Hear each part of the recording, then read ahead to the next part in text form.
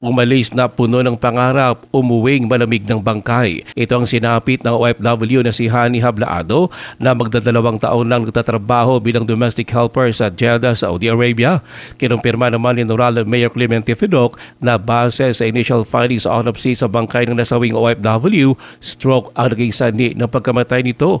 Pero ayon pa kay Fidoc, mas makabubuting hintayin na lang muna ang final finding ng doktor na sumuri sa mga labi ng nasabing OFW. Ayon pa kay Fidoc, na desisyon ng pamilya ng OFW na ipa-autopsy ang mga labi nito para na rin mapanatag ang kanilang kalooban. Ikinadismaya kasi ng pamilya ng OFW na hindi sila naabisuhan ng kanyang employer na siya ay dinala na sa ospital. Nalaman na lang nilang sinapit ng OFW matapos itong pumanaw.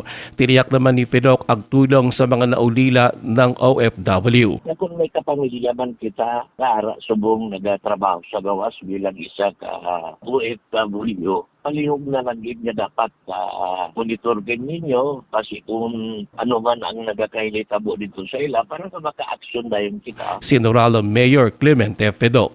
Ruel Osano, NDBC, Bida Balita.